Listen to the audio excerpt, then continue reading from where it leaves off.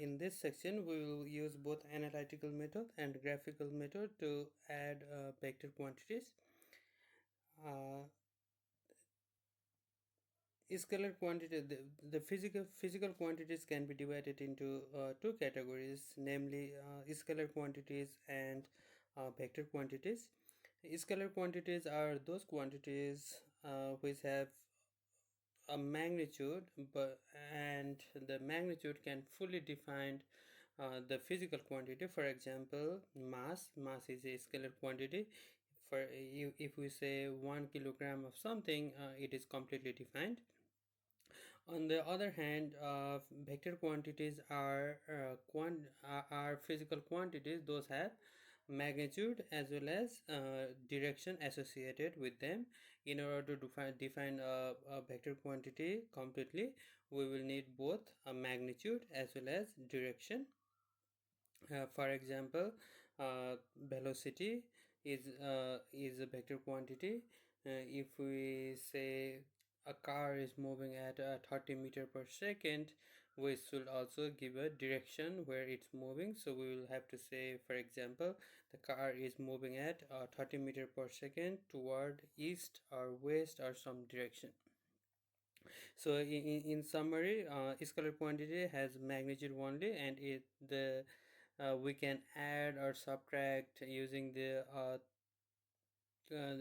using a simple arithmetic addition or subtraction, whereas a vector quantity has both magnitude and direction. So we cannot simply use a simple arithmetic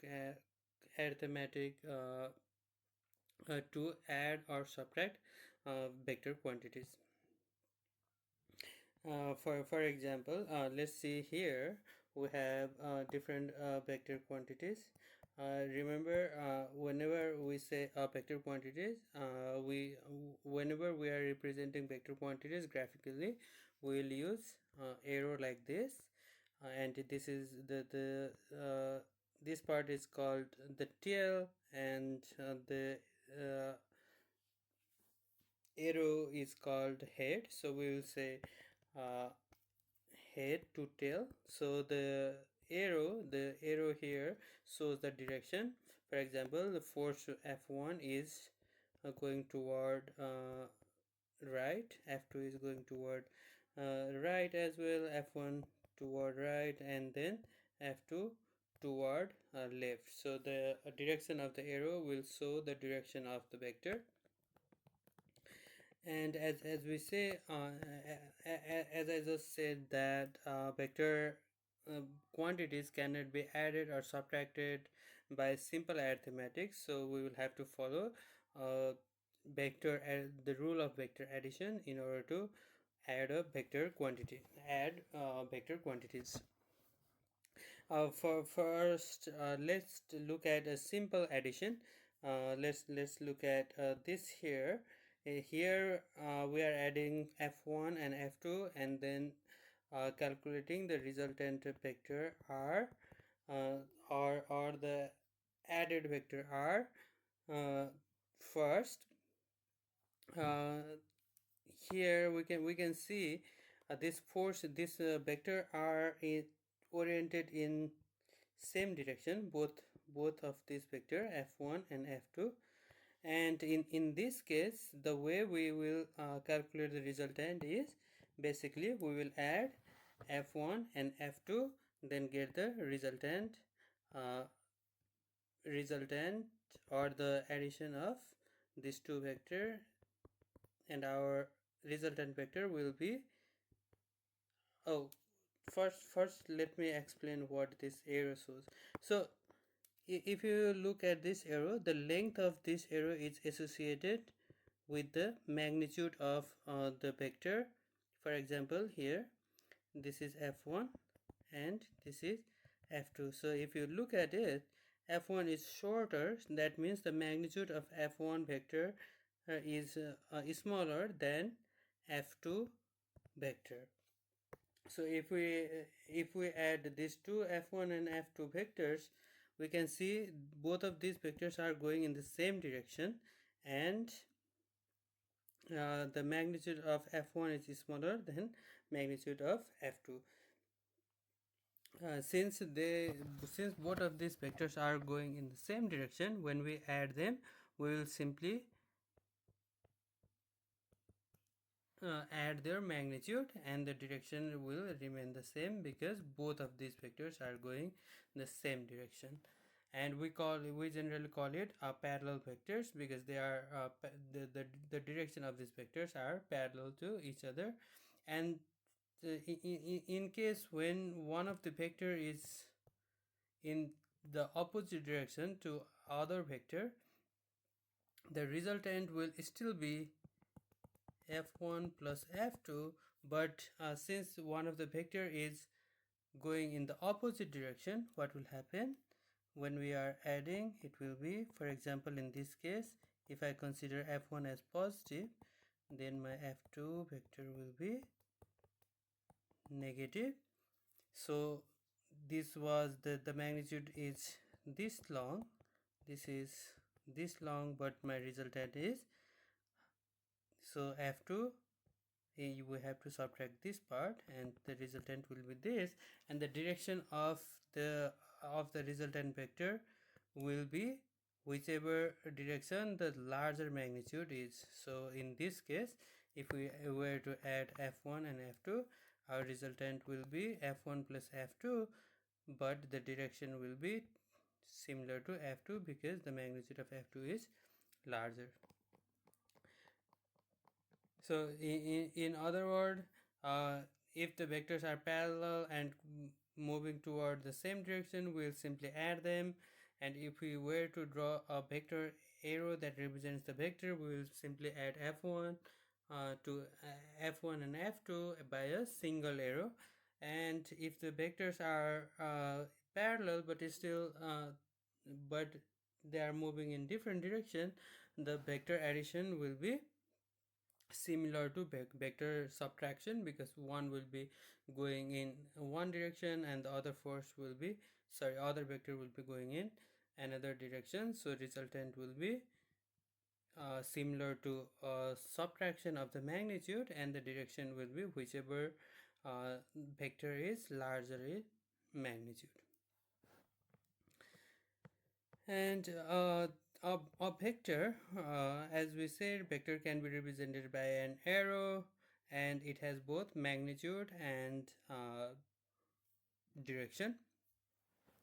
Let's say I have a vector here, vector A. Let's say I have a vector A represented by this line here, right? I can resolve this vector into its component. This vector is initially oriented at angle theta, so the direction of this vector is angle theta, and magnitude is given here 14.1. So remember, you should note that whenever we write a vector like this, basically what we are saying is this is magnitude of vector A. So this sign represents the magnitude of vector. So if we were to read this graph here, and this is my vector A vector, then the magnitude of A vector is, we can see from here, 14.1, and the direction is theta is 45 degree. So in order to define that vector, you have to define both this magnitude and this angle. Now if I have a vector like this, what I can do is I can split it into two components. Since we are only dealing with 2D vectors, so I can say that I can resolve these forces into two components, and those components are along this horizontal direction and vertical direction. When I say resolving the force, basically what we are doing is we are projecting this vector on x-axis and y-axis. So this is our vector we want to calculate the components of. So basically what will we do? We'll project this vector on the axis, and whatever the direction and magnitude of this vector, the projected vector is, that's the component along uh, that direction. So in this case, since this vector is resolved along x-axis, so I will say x component, and this part is resolved on projected on y-axis, so this is y component. And if we were to use a basic trigonometry, we can calculate these components using this formula, where x component is equals to magnitude of a vector times cosine theta, y component is equals to magnitude of vector a times sine theta. So we can use this information, this projection, or the resolution of a vector, to calculate the resultant vectors or to add multiple vectors.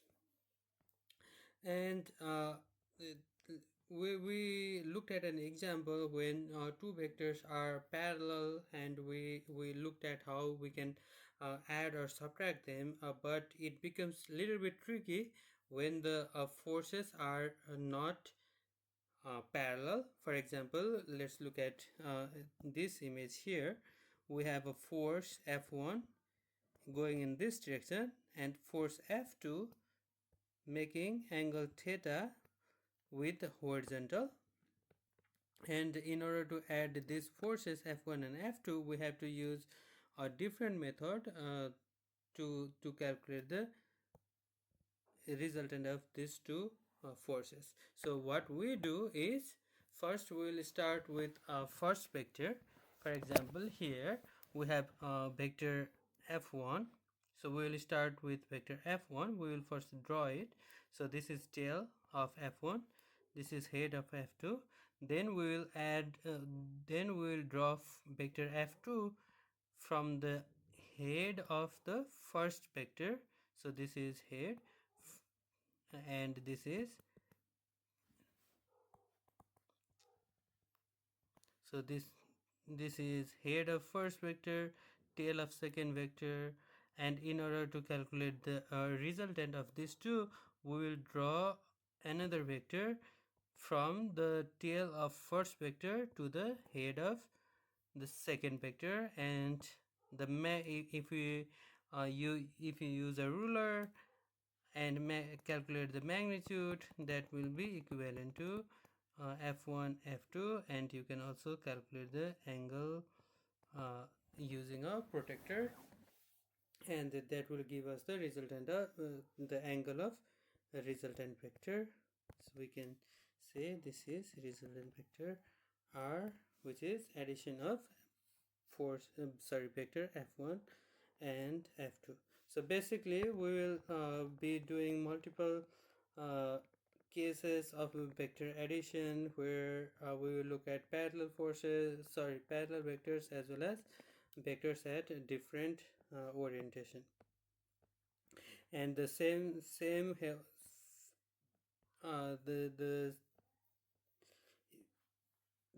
the same principle of vector addition. For example, head to uh, head.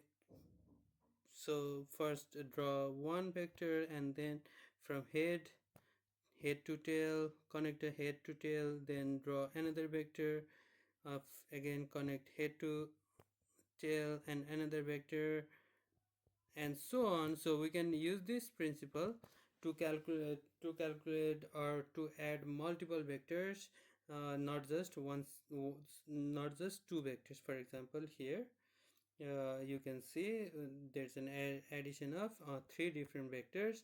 And since the overall geometry is connected, and the resultant is 0.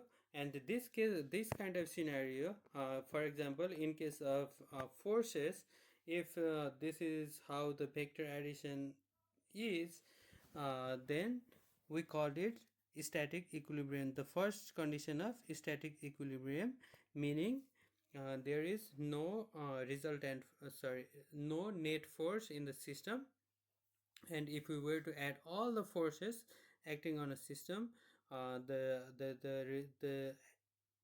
net force or the resultant of all the forces will be zero, and this is called this happens in mechanical equilibrium condition. For example, if you were to calculate the for example uh, is if we were to calculate the forces in a system that's on the rest, for example a car resting instead of driving, or the car uh, driving at a constant velocity, we will get a case like this. So in summary, if there's no net force or no net force in a system, we call it static equilibrium.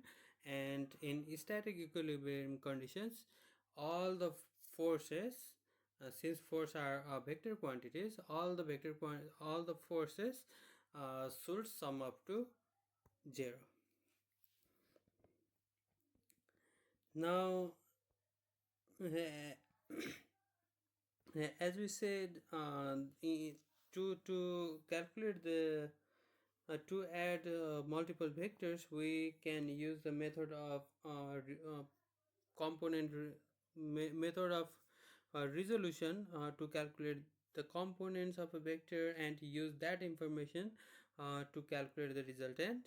And we will look at an example of that case. So let's look at here. We want to calculate the resultant vector r, or in this example, since this is a force, basically resultant force r, such that the resultant vector is addition of vector a and vector b, and vector a is given. So vector a has a magnitude of 150 Newton, and the orientation, the angle or the direction is 50 degree from horizontal. So for example here, so this is the magnitude is 150 and the angle of orientation is 50 degree from horizontal. Similarly, vector b here has a magnitude of 200 Newton and it's oriented at 150 degrees. So if I have to draw it, I will draw it something like this. So the magnitude is 200 Newton and the angle is 150 degree. So I want to calculate the resultant of this vector and this vector. So the way we calculate the resultant analytically is by calculating the component. So first we will find the resultant of uh, components in each direction. So this r vector is my resultant vector, so I can split it into x component and y component. Similarly, I can do the same for a vector. I can split it into x component, y component. I can do the same for b vector, like this. And like we said before, we will use this formula to calculate these components. So here, let's look at this example.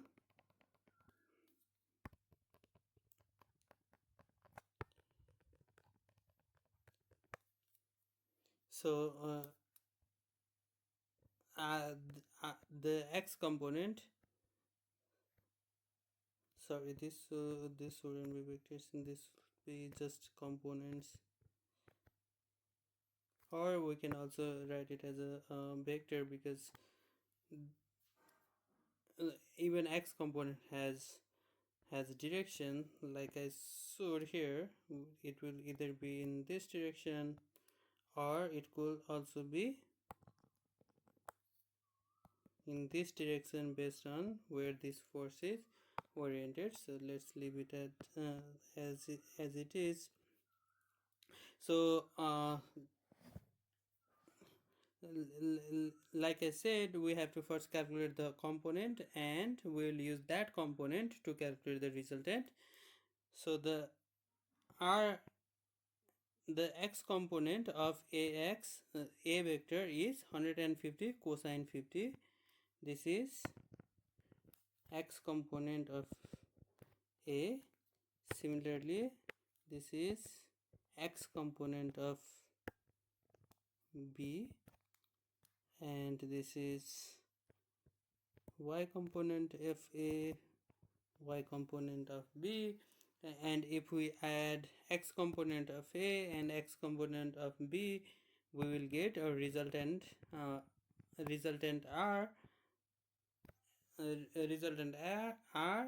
all resultant x component of resultant r.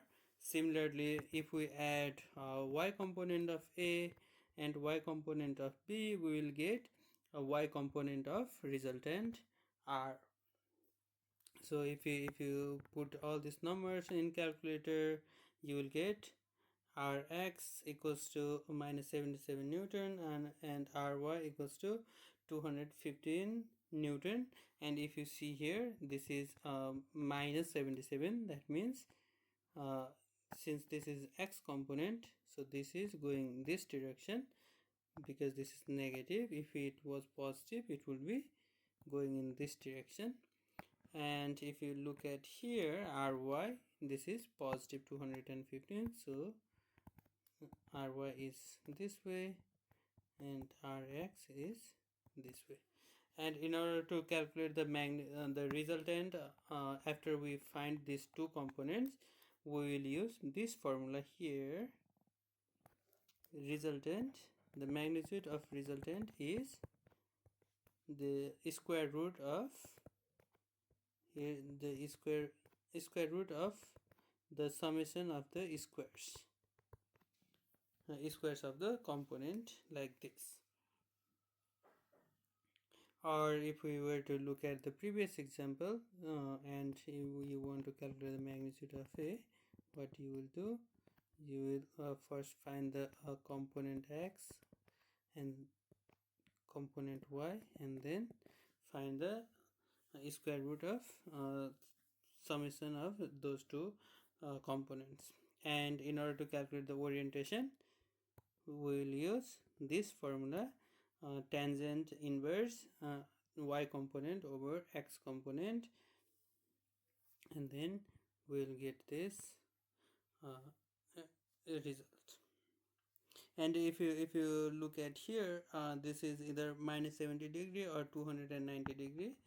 So why you have two angles is because let me draw this resultant force here. Let's say this is my x-axis, y-axis graph, and if I were to draw this vector, the resultant vector, this is at minus 70. So this is the, if we go clockwise from x direction, generally we read it as negative, and if we were to go anti-clockwise, we generally read it as positive. So the negative magnitude, negative angle is in this direction, or if we were to look at this positive angle 290, basically what we are doing, we are reading this angle. So minus 70 and 290 are equivalent in this case. So this is 228 Newton minus 70 degree from x-axis. So this is how we will calculate the resultant vector, or we will add multiple vectors using components and calculate the magnitude and direction of the resultant vectors. So basically you will repeat this for multiple vectors, and you will also use a graphical method in fit simulation to verify your answer. So before we move to looking at an example, let's go to fit website and see what we can do there.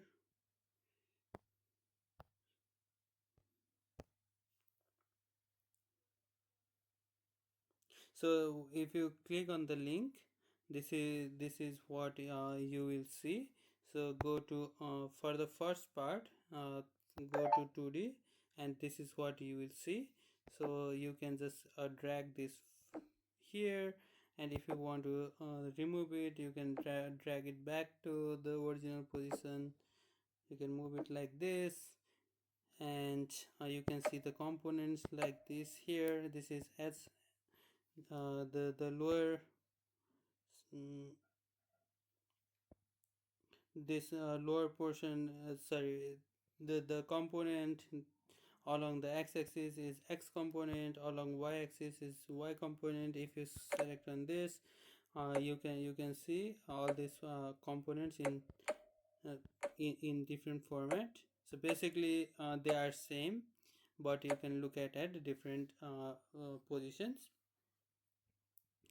And if you want to see the magnitude of this vector, please click on these values here. Now we can see the component is 6 in x direction, 8 in y direction, and the magnitude of the vector we uh, used is 10.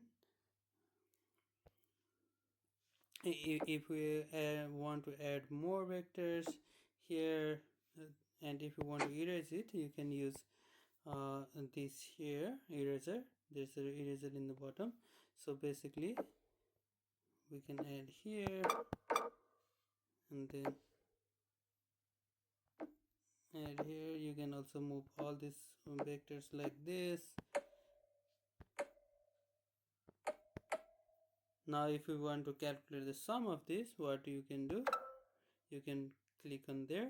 So it doesn't look like the same way I showed you, but you should be able to just move it anywhere you want. And if you move it from tail of the first vector to head of the second vector, it should match it perfectly. So I can move it because it already has a predetermined angle based on the horizontal, and the length represents the magnitude. It doesn't matter where I put it, right? As long as the angle with the horizontal horizontal remains the same, I can move it everywhere.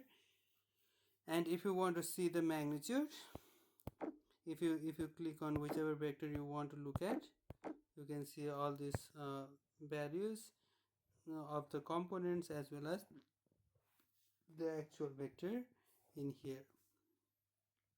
So you basically what we will do is, for the first section we will add multiple vectors. For example, you will have a parallel vectors. Let's say I have two parallel vectors here. Now if you look at here, both of these vectors are oriented in same direction. So if you were to calculate the sum of this parallel vector,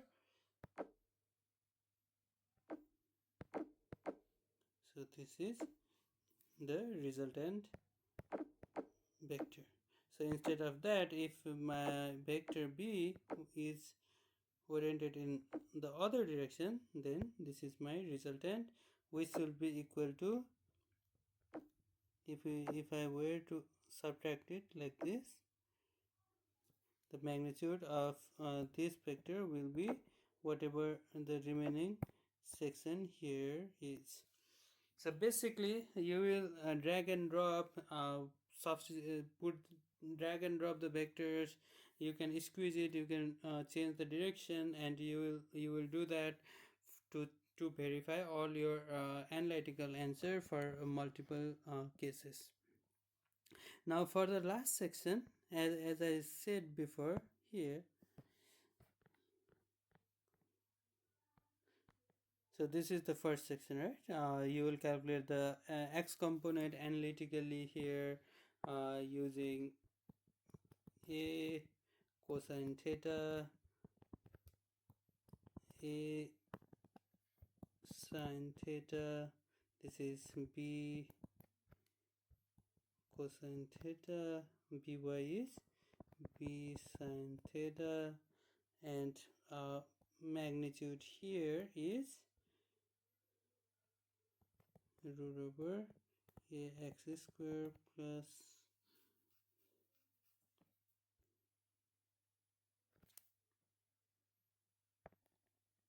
no before doing that you have to also calculate.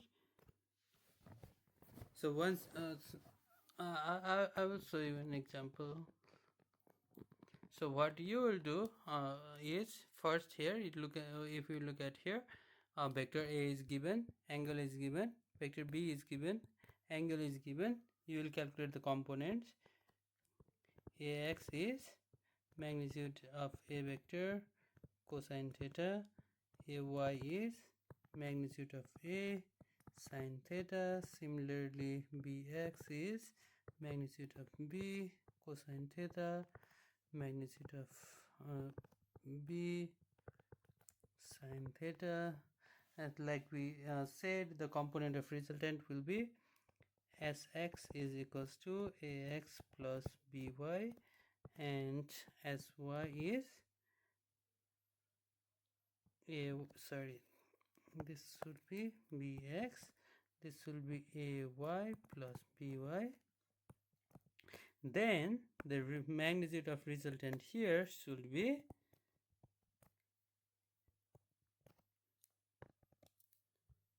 sx square plus sy square from here and here. So you will do that for a different case here, different case like this here, this here,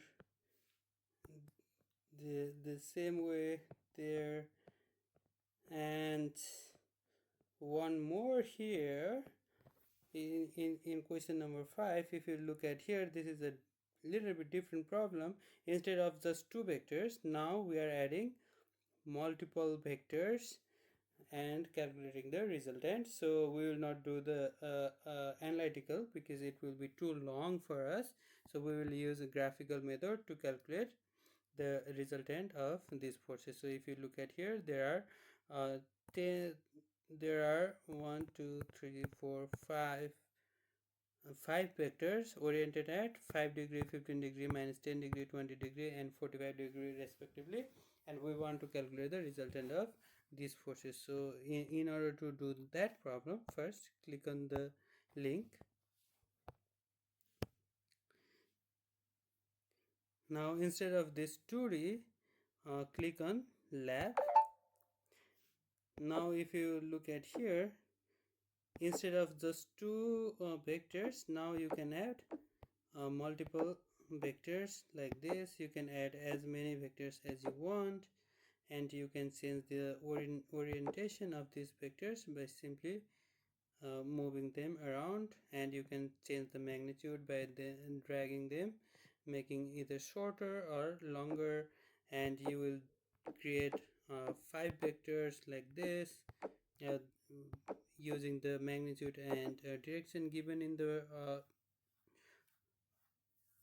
problem, and then calculate this sums like this. So this is the resultant, and the magnitude of this resultant is 24.2, and the orientation of this resultant vector is 38.3 degree.